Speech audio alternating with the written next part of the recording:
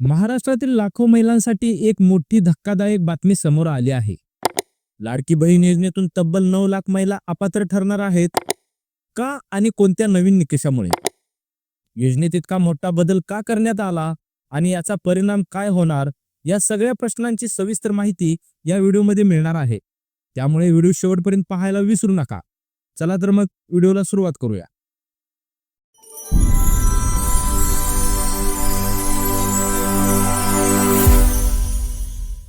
लाडकी बहीण योजना सुरू झाल्यापासून लाखो महिलांना याचा लाभ मिळत आहे. मात्र सरकारकडून या योजनेत मोठा बदल करण्यात आला आहे. यापूर्वी 5 लाख महिलांना अपात्र ठरवण्यात आले होते. आता आणखी 4 लाख महिला या कमी केल्या जाणार आहेत. म्हणजेच एकूण 9 लाख महिलांना या योजनेतून वगळण्यात येणार आहे. या बदलामुळे राज्य सरकारला जवळपास 945 कोटी रुपयांची बचत होईल असं सांगण्यात येत आहे. तर कोणत्या महिलांना लाभ मिळणार नाही? तर तुम्हाला आता प्रश्न पडला असेल की कोणत्या निकषामुळे या महिलांना अपात्र ठरवलं जात आहे. चला एक एक करून समजून घेऊया. जर कोणत्याही महिलेचे वार्षिक उत्पन्न 2.5 लाखांपेक्षा जास्त असेल तर तिला या योजनेचा लाभ मिळणार नाही. त्याचबरोबर महिलेच्या कुटुंबात 4 चाकी वाहन असल्यास ती योजनेसाठी अपात्र ठरेल. जर महिला सरकारी नोकरीत असेल तर तिला योजनेचा लाभ मिळणार नाही. त्याचबरोबर जर एखाद्या महिलेने महाराष्ट्राबाहेर विवाह करून तिथे स्थायिक होण्याचा निर्णय घेतला असेल तर तिलाही या योजनेचा लाभ मिळणार नाही. त्याचबरोबर जर एखादी महिला नमो योजना किंवा दिव्यांग योजना लाभ घेत असेल तर तिला 1500 रुपयांपेक्षा जास्त रक्कम मिळणार नाही. याचा अर्थ एकाच वेळी अनेक योजनांचा लाभ घेता येणार नाही. या योजनेअंतर्गत लाभ घेणाऱ्या महिलांसाठी आणखी एक नवीन नियम लागू करण्यात आला आहे.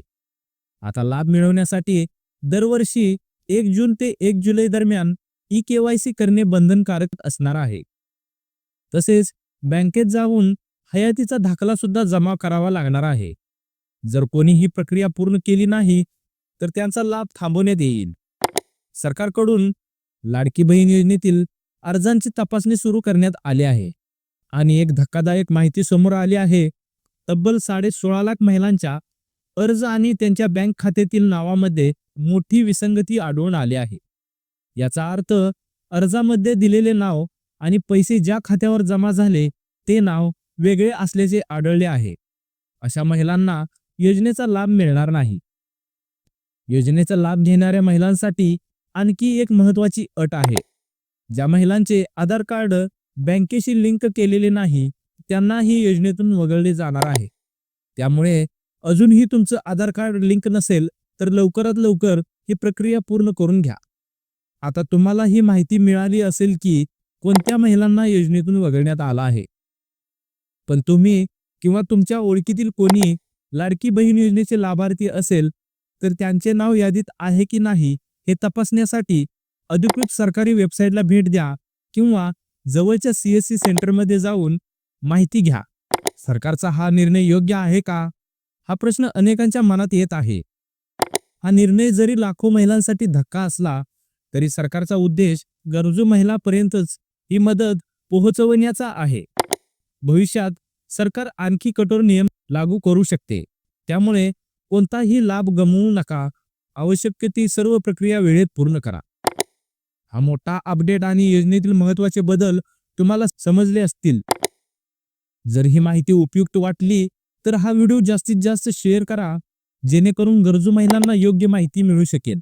आणि हो, अशाच महत्त्वाच्या अपडेट्ससाठी चॅनलला सबस्क्राईब करा आणि बेल आयकॉन दाबायला विसरू नका. लाडकी बहीण योजनेतील हा निर्णय योग्य आहे का? तुमचं मत खाली कमेंटमध्ये नक्की कळवा. जय हिंद, जय महाराष्ट्र.